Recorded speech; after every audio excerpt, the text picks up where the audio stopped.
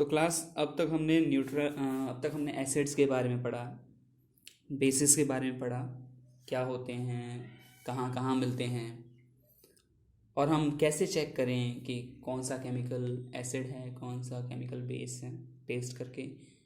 और हम कैसे चेक करें बिना टेस्ट किए, ये हमने अब तक पढ़ा। इसमें we learn about 3 kinds of indicators which helps us to check acid and bases, and these indicators are litmus, number 1, number 2 turmeric, and number 3 China rose। तो अब हम जानेंगे कि क्या होगा अगर हम एसिड और बेस को मिला दें। तो एसिड और बेस को जब हम ऐड कर देते हैं तो ये रिएक्शन कहलाती है न्यूट्रलाइजेशन रिएक्शन। अब ये एक्सपेरिमेंट, न्यूट्रलाइजेशन रिएक्शन का जो एक्सपेरिमेंट है, आप क्लास 11th में करेंगे, क्योंकि इस एक्सपेरिमेंट को करते टाइम हमें बहुत प्रिकॉशन का ध्यान रखना पड़ता है। तो ये एक्टिविटी आपको जब स्कूल खुलेंगे तो मैं लैब में दिखाऊंगा करके, ठीक है। फ़िलहाल हम इसके बारे में पढ़ लेते हैं कि क्या होता है ये। तो बेसिकली क्या होता है कि हमारे पास एक आयरन स्टैंड होता है, और उस आयरन स्टैंड पे हम एक इंस्ट्रूमेंट जो है उससे अटैच करते हैं, और उस इंस्ट्रूमेंट का नाम है ब्यूरेट। इस ब्यूरेट में क्या होता है कि हम एक केमिकल डालते हैं। सपोज कि हमने इसके अंदर जो केमिकल डाल लिया है उस केमिकल का नाम है एसिड, या आप बेस भी डाल सकते हैं। तो हम जो एसिड यूज़ करेंगे that will be dilute hydrochloric acid, so we will use hydrochloric acid. हम कर क्या रहे हैं, हम एसिड और बेस को मिलाना चाहते हैं। तो इसके बाद हम एक बीकर लेंगे, और उस बीकर के अंदर हम with the help of pipette, एक इंस्ट्रूमेंट होता है जो 10 ml या 20 ml का होता है, तो हम उसके अंदर सपोज 10 ml का हमने पिपेट लिया, ठीक है। उस पिपेट में हम सक करके, अगर हमने इसमें ब्यूरेट में अगर हम एसिड डाल रहे हैं तो पिपेट में हम बेस नाप के 10 ml इसके अंदर डाल देंगे, इस बीकर के अंदर। जनरली कॉनिकल फ्लास्क भी हम यूज़ करते हैं, ठीक है। कॉनिकल फ्लास्क कुछ आपका इस टाइप का होता है, ठीक है। एनीवेज, तो हमने इसमें 10 ml बेस डाल दिया। बेस हम कौन सा ले रहे हैं, मान लो सोडियम हाइड्रोक्साइड हम बेस यूज़ कर रहे हैं। अब हम कैसे चेक करें कि न्यूट्रलाइजेशन रिएक्शन कंप्लीट हो गई। कंप्लीट हो गई मतलब पूरा एसिड पूरे बेस से रिएक्ट कर गया है। तो हमने बेस कितना लिया हुआ, 10 ml लिया है।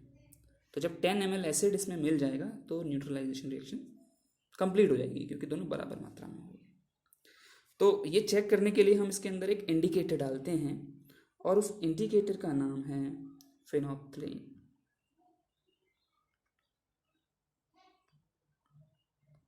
ठीक है। उस इंडिकेटर का नाम है फिनोप्थलीन। तो कुछ 1-2 ड्रॉप्स जो हैं हम फिनोप्थलीन के डाल देंगे, जैसा कि आप ये इस टेस्ट ट्यूब में देख रहे हैं। इस टेस्ट ट्यूब में पहले से एसिड पड़ा हुआ है, और एसिड के अंदर इंडिकेटर डाल दिया, ठीक है। अब हम क्या करेंगे कि धीरे धीरे यहाँ पर एक नॉब होती है, उस नॉब को हम कंट्रोल कर सकते हैं कि कितना केमिकल इससे गिरे। तो हम एकदम से फुल नहीं खोलेंगे इसको, धीरे धीरे करके हम इसको खोलेंगे ड्रॉप बाय ड्रॉप। तो जब ये ड्रॉप बाय ड्रॉप इस कॉनिकल फ्लास्क जिसके अंदर, या बीकर जिसके अंदर हमने बेस डाला हुआ था, जब इसके अंदर ड्रॉप बाय ड्रॉप एसिड गिरेगा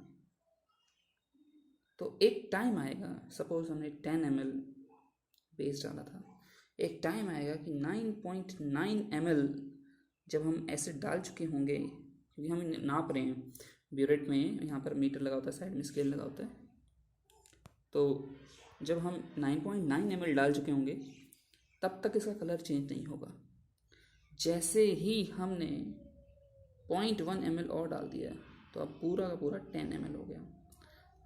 तो हम देखेंगे कि इस सॉल्यूशन का कलर लाइट पिंक हो जाता है। Its colour changes into light pink because of phenolphthalein. क्यों? क्योंकि एसिड और बेस इन दोनों ने एक दूसरे का इफेक्ट खत्म कर दिया। फिनोप्थलीन का जो नेचुरल कलर है वो लाइट पिंक था, तो वो कलर जो है वो सामने आ जाता है बिकॉज एसिड और बेस जो है वो कम्प्लीटली रिएक्ट कर चुके हैं. सो दिस विल इंडिकेट कि neutralisation reaction has been completed. अगर हम इसकी केमिकल रिएक्शन की बात करें तो हम कर क्या रहे हैं, हम एसिड में हम बेस मिला रहे हैं. हमने कौन सा एसिड लिया, सिंप्लिसिटी के लिए हमने हाइड्रोक्लोरिक एसिड लिया था, डाइल्यूट हाइड्रोक्लोरिक एसिड, और हम उसमें बेस कौन सा मिला रहे थे, ammonium hydroxide, sorry sodium hydroxide हम इसमें मिला रहे थे. तो जब हम इनका केमिकल सॉल्यूशन बनाते हैं तो दे स्प्लिट्स इनटू आयंस. आप हायर क्लासेस में पढ़ोगे आयंस के बारे में. एनीवेज आप अब फिलहाल ये समझ लो कि ये सोडियम और क्लोरीन जो है आपस में मिल जाते हैं, और हाइड्रोजन और ऑक्सीजन जो हैं ये आपस में मिल जाते हैं. तो हाइड्रोजन और हाइड्रोक्साइड जब आपस में मिलते हैं तो बनाता है पानी, और ये सोडियम और क्लोरीन जब आपस में मिले तो बना सोडियम क्लोराइड. सोडियम क्लोराइड को हम बोलते हैं कॉमन सॉल्ट, जो हम घरों में खाना बनाने में इस्तेमाल करते हैं, नमक, ये वही है. इसका मतलब अगर हम एसिड और बेस को मिलाएं तो एक तो बना सॉल्ट और बना पानी. ये रिएक्शन जो है वो न्यूट्रलाइजेशन रिएक्शन कहलाती है. Let us see the definition of neutralization reaction. The reaction between an acid and a base is called neutralization. Salt and water are produced in this process with the evolution of heat. तो इसके अंदर heat भी निकलती है. This reaction is exothermic reaction. जैसे आप लकड़ी जलाते हैं तो उसमें से भी हीट निकलती है. This is also exothermic reaction. तो जिन भी केमिकल रिएक्शन से हीट निकलती है उसको एक्सोथर्मिक, एक्सो मतलब बाहर, थर्मिक मतलब हीट. तो ऐसी रिएक्शन जिसमें हीट बाहर निकले उसको एक्सोथर्मिक रिएक्शन बोलते हैं. तो इसमें हीट जो है वो इवॉल्व होती है. So this reaction is exothermic reaction. So acid plus base giving you salt plus water and heat is evolve. This is proper chemical reaction and this is called neutralisation. एक example दिया हुआ है जो हमने अभी discuss किया, hydrochloric acid plus sodium hydroxide giving you sodium chloride plus water. अब daily life में कहाँ कहाँ हम इस्तेमाल करते हैं, तो सबसे पहला इसका यूज़ है in digestion. So now we are going to discuss neutralization in everyday life. In digestion, कुपच, एसिडिटी कई बार होती है, खाना ढंग से नहीं पचता. तो ऐसा क्यों होता है? ऐसा इसलिए होता है कि हमारा पेट कौन सा एसिड जो है रिलीज करता है. The answer is hydrochloric acid. तो जब पेट में एसिड ज़्यादा रिलीज हो जाता है तो एसिडिटी हो जाती है, तो खाना ढंग से पचता नहीं है. तो एसिड को ख़त्म करना है. एसिड का इफेक्ट कौन ख़त्म करेगा? The answer is base. तो आपने देखा होगा कि कई एडवर्टीजमेंट में भी देखा होगा, इनो का ऐड आता है, 6 सेकंड में जो है वो एसिडिटी से आराम मिल जाता है आपको.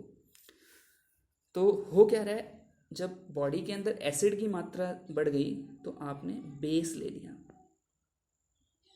ठीक है, तो बेस एसिड का इफेक्ट ख़त्म कर देगा और बनाएगा क्या? Salt plus water. तो ये जो हम बेस लेते हैं दवाई के रूप में इंडाइजेशन से बचने के लिए, एसिडिटी से बचने के लिए, उस बेस को हम बोलते हैं एंटासिड. तो इट इज़ एंटासिड. एंटा मतलब एंटी, अपोजिट ऑफ एसिड. तो अपोजिट ऑफ एसिड क्या है? Base. So we use antacid, we use tablets also, they are basic in nature, which kills acid, which nullifies the effect of acid. So we use this neutralization in indigestion. There is second application, ant bite. हम सबको चींटियों ने कभी ना कभी काटा होगा. आपने देखा होगा जैसे चींटी काटती है तो हम जलन होती है और हम उसमें उसको रब कर देते हैं, तो जहाँ पे हम रब करते हैं वहाँ पे सूजन सी आ जाती है. क्यों? हमने इस चैप्टर के शुरुआत में ही पढ़ा था कि ant bite के अंदर एक एसिड होता है. That acid is formic acid. और मैंने आपको बताया हुआ है कि एसिड जो है वो जलन करता है हमारी बॉडी में. तो आपने देखा होगा कि जब हमें आंट अगर हमें काट लें तो फिर हम बेकिंग सोडा अगर हम उस स्पॉट पर रगड़ें तो हमें आराम मिलता है, रिलीफ मिलता है. क्यों? क्योंकि बेकिंग सोडा जो है वो बेस है. तो आपकी बॉडी में एसिड आया, उस एसिड का इफेक्ट किल करने के लिए आपने बेस मिलाया, स्किन पे रब किया. यहाँ पाउडर भी कई बार रब करते हैं, ठीक है, कैलामाइन. तो वो जो है एसिड का इफेक्ट ख़त्म कर देता है और हमें रिलीफ देता है. मतलब अगर कहीं एसिड की वजह से प्रॉब्लम हो रही है और उस प्रॉब्लम को ख़त्म करना है, we will use base. Very simple, right. Let us now discuss third example of this neutralisation. Third example is soil treatment. हमारे जो किसान हैं, फार्मर्स हैं, ज़्यादा उपजाऊ, ज़्यादा फसल पैदा हो तो इसके लिए जो ज़मीन के ऊपर, ठीक है, खेतों में फर्टिलाइज़र्स इस्तेमाल करते हैं.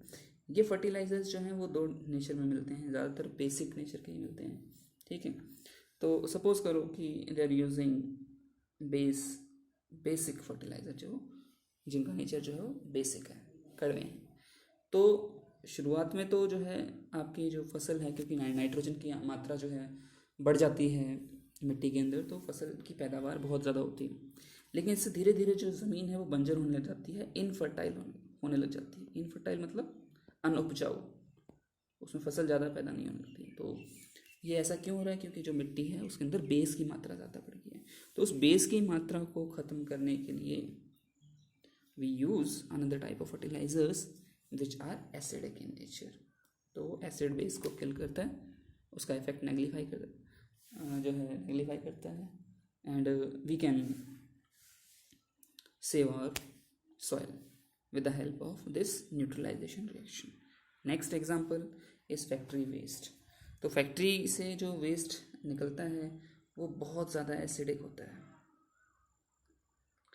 आपने शायद कभी ध्यान दिया हो कि लोग पहले या अब भी ज़्यादातर जो हैं नदियों में, नदी के पास से निकलते हैं तो वहाँ अपनी कोई इच्छा मांग कर या किसी के ऊपर कॉइन घुमाकर नदियों में फेंक देते हैं कि हमारी इच्छा पूरी होगी.